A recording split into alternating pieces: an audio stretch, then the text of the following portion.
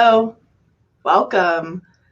I have Dina Wood, who is joining me to discuss giving your homeschool a progress report. Dina is one of our ambassadors. She has been a Sonlight mom for 7 years. We were just talking about that. We were also talking about the Pippi Longstocking theme song. So there's a gift for all of you. As you listen to us, you might be singing it in your head. We will not be singing it though, right? No. No. Well, anyway, thanks for joining. As always, if you have any questions, pop them down in the comments and we will try to address them. Let's start first with a little introduction. Dina, why don't you tell us a little bit about you and your homeschool and any information you'd like to share? Okay. I am married to Tim, and we have 4 children, one of which we adopted a few years ago. And I've been homeschooling for 7 years now. Never planned on being a homeschool mom. It just kind of happened.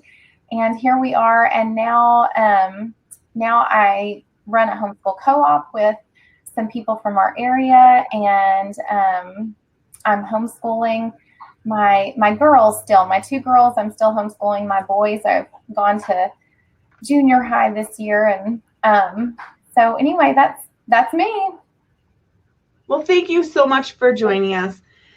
Dina recently wrote a blog post. Actually, I think it might have come out yesterday. I'm not sure. We've actually had it a few weeks now. And we started looking at it and we thought it was just great content. So we wanted to talk a little bit about it. In your blog post, and I will post it here in the comments, you talk about a homeschool progress report. Here at Sonlight, we don't encourage tests or certain structure that maybe traditional school employs. However, we do think it's important for you to check in on what you're doing. So you talked a little bit about your family's AARs and how they work. Can you tell us a little bit about that and how you started using them? Yeah, so for non-military families, you're probably really lost, but anybody who's been in the military probably knows what it is. My husband was a military guy for 12 years, and so we actually learned this from him. An AAR stands for After Action Review. And so he would come home and he would kind of tell us how everything went at drill, and he would say, well, in the AAR, we discussed this or that. And eventually it kind of got folded into our family culture, and we started using it after everything. And we kind of do it like almost even with vacations. We'll look at each other and we'll say, okay, AAR time, what went well? What did we not like? What do we not want to do again? And so of course it was kind of natural to bring it into homeschooling, and we AAR almost everything. So yeah, it's part of our family culture, I would say. Yeah, I think it's important that you do that. I have been involved. You mentioned a church festival in your blog, and anytime I put any sort of event on, that is for sure the first thing you have to do. It's fresh in your memory. Yeah. It's time to evaluate what went wrong, what went right, how you can change things. And if you wait too long, it really is kind of hard to identify. So it's good to do that probably periodically. Yes. Yeah. My husband is the children's pastor at our church. And so we AAR all of our events that we put on. And not too long ago, we sat down with our kids after one of our events and we said, okay, what went well, what went wrong? And our youngest one, she said something like, well, this and this went well. The costumes were good, but we need more grown-ups around the bounce houses. You can never have enough of those. Yeah, and it was really funny because as much as we've done that, even our youngest child was able to contribute something pretty important that we needed to know. So yeah, practice. For sure. So why don't you talk to us a little bit about how you structure, you also talk about a parent-child conference. This is something that, you know, is clearly something you do in traditional school. It's also something you do at your jobs when you get older. So tell us a little bit about how you structure your parent-child conference, and how you change things up after feedback is provided. Yeah. So there's a couple of different ways to check in, and one would be a more informal way, and this one is almost ongoing. I am constantly checking in with the kids just to see what they think. You know, how was your day? What was the best part? What are you liking right now about school? And then there's a more formal conference where we kind of sit down and really chat about it. And of course, I don't call it that or anything, you know, I just say, let's come here and sit down and let's talk about how things are going. And in that one, I will ask them specific questions, you know, that I've been thinking about. You know, what rating would you give our homeschool? What do you like the most? What would you like to change about it? Just all those kinds of questions. And depending on, you know, how they're feeling about it, we might change, you know, one of our add-on workbooks. Maybe that's not going well, so we cut it out. Or maybe, you know, they feel like they're struggling with some phonics things, so we add and explode the code. Simple things like that are part of those conferences, and sometimes it's even easier. Sometimes they'll say, well, I don't really like doing math first in the day. You know, my oldest son, he loved to start the day with reading. I mean, he wanted to sit down at the very beginning of the day and he wanted to read for the first hour of the day. And then he was fine to do the rest of his work. But one time I had switched it up and I said, you should do math when you're fresh. And, you know, you need to get it over with, get it done, do it when you're fresh. And we tried it for a couple weeks and he hated it so bad. And so after checking in with him, we realized that the problem was that he did not care for the order that his day was going. And we just switched that up. So it can be really simple. Yeah, simple as switching up a routine, which is good to know too. Sometimes we set it in our brain, like this is what we're going to do and this is how we're going to do it. And if it doesn't go right, as parents, we are maybe a little flustered or questioning why it's not working. And something as simple as listening to your child and how they are approaching the day and maybe how they're feeling about things, a simple schedule shift can really help. Right. Yeah. Okay. Well, okay. So you also talk a little bit about the sweet spot. This is an important thing because I think you don't want things to be super simple. You don't want things to be too hard. And finding that perfect sweet spot for your children is a difficult task, but one that really allows for exponential learning. Wow. So I wanted to talk a little bit. You came up with this simple rubric for academics.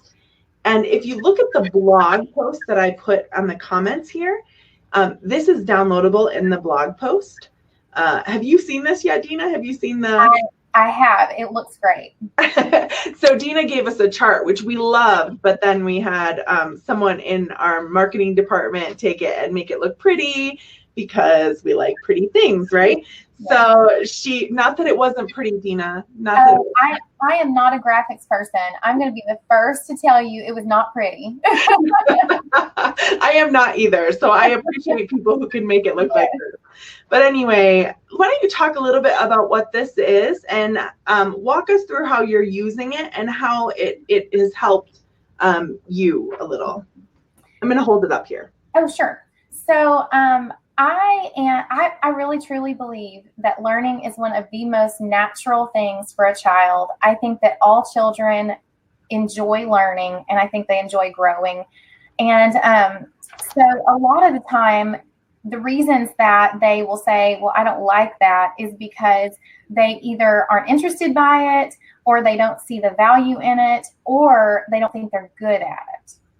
And so I think that is where that rubric kind of came from, was trying to find that sweet spot between, this is so easy that I cannot even waste my time on it, because my kids have always been really analytical about their work. And if it is something that they already know how to do or they don't see value in, then it can be a struggle, And then there's also that other swing where it's a little bit hard for them, and maybe too hard. And so you want to find that sweet spot where it's a little bit challenging, but still doable. And so that's where that rubric came from, is just kind of evaluating the emotions and the behaviors of your children to kind of help you to figure out where they are in each thing, in each subject even. And so I did not print one out, and I should have, but so I think that a lot of the things that you look for when you have a child who's feeling like it's a little too simple are dawdling, just completely uninterested. And then if it's too challenging, they're going to dread it. They're going to take a lot of time completing it. They're going to need a lot of your help. And they may even ask you over and over and over on every question. And so that might give you a clue that it's a little bit too challenging for them. And so I really feel like when the kids get in their sweet spot in every subject, I think that learning is an absolute joy for everyone involved. And I think kids love it. Yeah, absolutely. I am going to reference your blog a little bit more. There's a few things that we don't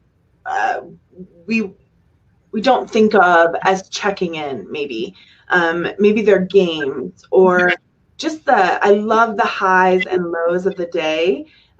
We do that at dinner time every night. It's just something we talk about, and it would be something as silly as, my high for today is sitting right here at dinner with you, or my low for today was waking up this morning because it was cold, or, whatever those things are. But I do love that. So if you could talk a little bit about the game, I think you call it, I'm sorry, I'm flipping through here, the one-word association game. Mm-hmm. And then a little bit about how you use the highs and lows. Yeah. So one of the things that I tell everyone that I know, but especially homeschool parents, is that your kids are going to study a lot of things, but you study your kids. And so one of the things that I try to do all throughout the day is study them and learn them. I want to be the best at knowing them of anyone else. And so one of the things that we do is the one-word association game. And so I will say a word, and they'll say what the first thing that comes to their mind. So maybe you would say cat, and they might say fuzzy, and you might say dog, and they might say sweet, and then you might say science, and they might say confusing. And that kind of gives you a clue about how they're feeling about it. And it doesn't really feel like it's a pop quiz or anything, it just feels like a game. And so it just kind of tunes you into how they're feeling about that particular thing. And so that's something that can be done in a few seconds. And it can be really fun, as well as give you a lot of information. Yeah. And then the high and low, of course, a lot of people, I think, I hear a lot of people do this, but, just every night checking in and saying, okay, what was the high for the day? What was the lowest point of your day? And the thing that you have to realize is that everybody has those moments. You're not going to love math every single day. You're not going to love what you're reading every single day of your life. And so you don't want to hear that one day history was boring and you just throw everything out. That's not what we want to do. But you want to look at patterns over time. And so if they have said, well, I really did not like writing that report today, or I didn't like writing that paragraph today, over time, then you kind of might clue in that writing is not something that they're enjoying right now. And you might start thinking, how can I help with that? How can I partner with them and make that better? Because kids not liking something is a red flag. Over time, if they don't like it, it's a red flag. And it can be better. Not everything should be fun, and I'm definitely a fan of that. But we can definitely make learning more interesting and better to where it's not misery. Yeah, very good. Tell us, you talked a little bit about how you've changed things up in the past, but do you have anything else to say, after a homeschool check-in, you've said, okay, this is definitely not working. And how'd you approach that? How did it work out for your family? And, just a little advice about that. Yeah. So the first year that we homeschooled, I decided that I could just put it all together myself, and it did not go well. And so after that year, I really evaluated what was important to me, and literature, reading was important. The kids loving what they were learning was important. And so I kind of looked through all of my options, and I found that I felt Sonlight would be a really good fit. And so that was that first big change that we made, was coming on board with Sonlight. And I still to this day say that parents who hop on board the first year with Sonlight are way ahead of where I was. It would have made such a difference for me to have had that first year. But live and learn. And so anyway, another change that we made a few years ago with my oldest boy, he is not a workbook kid at all. Just does not like to sit down, and even sitting down and looking at the workbook page it was just too much. I mean, you could just see the weight of this work pressing down on him. And so eventually, after we were having tears at math time, which hurts, it hurts. After we started having tears, I started researching and looking around, and I was looking for something that would be more of an interactive curriculum that had less actual paper and pencil work and more of a focus on, the why that math works. And so we actually made the switch to Right Start. Probably one of the best decisions that we had ever made. And I don't, it may not be for everyone. My girls are perfectly happy with workbooks, and they love them just fine, but he was not. And that was a great switch. And that's one reason why I say to study your children, because they're all so different. And your next one is not going to be like your first one, and so they'll learn differently. They'll like different things. They'll dislike different things. And, that's just part of it. So study them and learn them. Well, in regards to coming to Sonlight, we will take you, and we are so happy to have you for sure. And I think that's a really good thought, is not everyone is the same type of learner. Yeah. And so, having to sort of evaluate the different options that are out there to make it work is really good. Mm-hmm. And there's a ton out there. I mean, even at Sonlight, I think we carry, I don't want to guess, but I'm going to 6 or 7 maths, different math programs. So there is something for everyone. Yeah. So do you have any other advice before we wrap this live on progress reports, venturing through how to get them started? If it's not something that people are doing, how they can, maybe little steps on getting started with it. So I would probably just reiterate that 90% of the time when you have a conference with your child and they express to you that there's something that's wrong, it is not a major change. Most of the time, it's going to be little small changes that you can make, maybe switch out a workbook here or try something different there. But generally, kids are really comfortable in their routine and in what they know. And so 90% of the time, look for the small changes. But occasionally, there is room for the big changes. And I would try to encourage you to have the courage to make the big changes too. And, you know, I hear it all the time. I just bought this curriculum and it's not working. And I don't want to spend money on another curriculum. And I totally get that. But from a place that I have been there and I have done that, and we have suffered, you know, the financial ramifications of that, it is completely worth it to not be miserable with a curriculum and switch to something that you like, something that you think will work better for your family. And so I know it's tough, but if only I had done that the first year, you know? Yeah. Yeah. And so that's one of the things that I would say. And the other thing is that being a homeschool mom or dad and having to, you know, do these little conferences every once in a while, be really careful that you don't take things personally, because you put so much heart into it and you love it so much, you know, or you love your kids so much, clearly. And so sometimes when they say things, you know, it may hurt you just a little bit, but it's not personal, and you have to let them speak their feelings and be honest with you. And that's the best gift that they can give you, is to be honest with you and for you to actually hear them. So listening and hearing, you don't always have to change what you're doing, even if they don't like it, but listening to them and hearing what they say and valuing their feelings means a lot. Absolutely. Absolutely. Well, thank you so much for joining me and writing this wonderful blog post. I'm going to post a few more comments when this is over in this feed, a little bit about switching to Sonlight and the offers we have right now.